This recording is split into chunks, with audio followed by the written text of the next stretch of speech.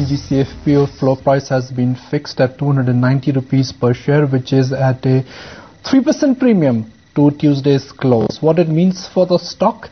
Thoughts on that from Jal Irani, Director with Macquarie Capital. Jal, morning. Thank you for joining us. The floor price, Jal, for ONGC has been fixed at a 3% premium to Tuesday's close, which means that the auction price certainly for ONGC will be above 300 rupees. Is that expensive? Well, I mean, I can't comment much about the auction price. I can certainly comment about the fundamentals of ONGC.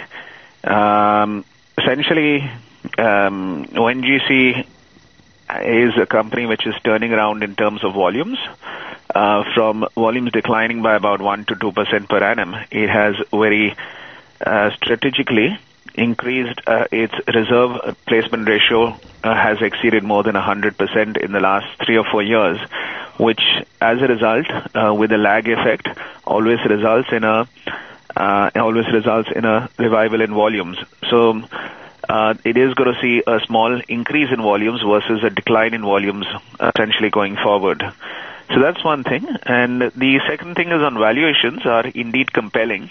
On an EV to reserves of 6 times versus a global average of about 17, and an EV to EBITDA of 4 times, it certainly, I think, presents some compelling valuations.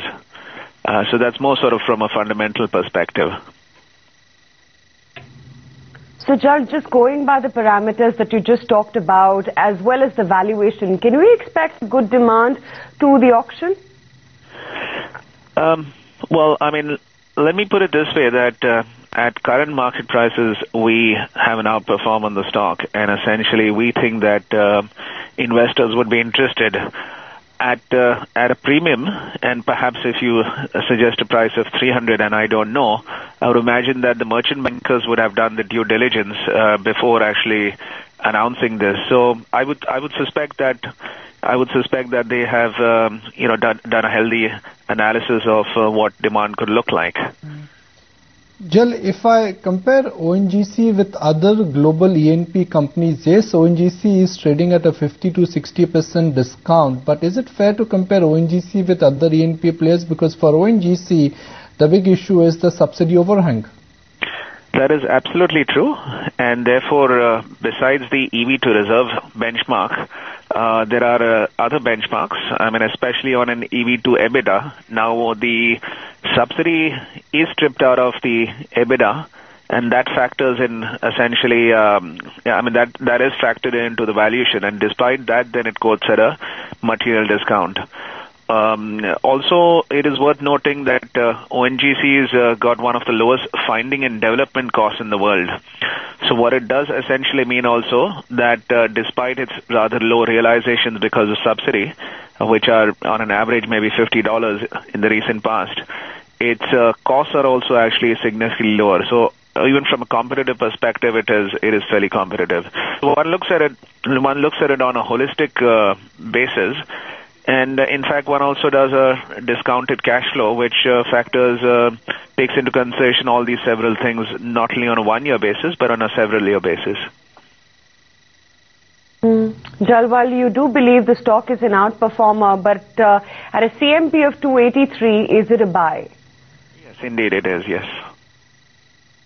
Right. Jal, what are your subsidy assumptions for ONGC? Because the subsidy formula now has been tweaked. Earlier it was 33. Now I understand it is at 38%. Well, the government themselves don't have a stated formula, but I think what most of the street tends to do is based on the most recent quarter, which is a 38% share. One assumes that is what is going to be carried forward going forward. I think at 38%, it factors in a pretty high subsidy share for ONGC, and that I wouldn't think is going to be materially higher from these levels essentially. Jal, if I look at the current shareholding of ONGC, 69% of ONGC is held by Government of India, about 7% is held by Indian Oil Corporation, about 3% is held by LIC. So the free float for ONGC in the open market is limited. Now that 5% of more paper will be available soon, do you think this in a sense eventually will act as a cap because more share means more options for sellers? Well, just a minor correction. I think post the 5% divestment, the government holding will go down to 69%. At the moment, if I'm not mistaken, it's 74%. Well, at the moment, essentially a 5% float is going to arguably satisfy the appetite of potential buyers. But for a stock of this size and caliber, in the longer term, actually greater liquidity is good. So, you know, there is always demand as long as ONGC is doing the right thing. And as I mentioned at the outset of this conversation, that it is in the process of turning around its volumes, and that will become more noticeable as one goes forward, and that would drive the stock price in the longer term. Jal, last time we spoke with you, you were fairly bullish on the entire OMC basket. This time around, since we last chatted, OMCs have been really outperforming on hopes of a fuel price hike. Is it time to book out of OMCs, or do you think this outperformance can continue? Well, I certainly think the performance has actually just started, because if you look at from the peaks, they are still down materially. And these stocks really spike when you eventually get a fuel price hike.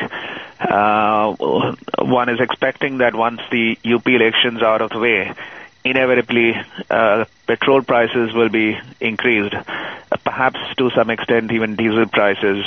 So I think that's got to play out fully as yet. But more fundamentally, I think in the case of OMCs, there are a couple of other things playing out. In the case of BPCL and HPCL, the Bina and Bhatinda refinery starting essentially would add 25 to 30% to profits, and actually those refineries, from what we understand, have been ramping up fairly well. So I think there's a recognition that beyond just being OMCs, these companies are going to have material and non-subsidy related earnings, even in that sort of arena. And finally, in the case of BPCL, there is a extremely large, very recent trigger.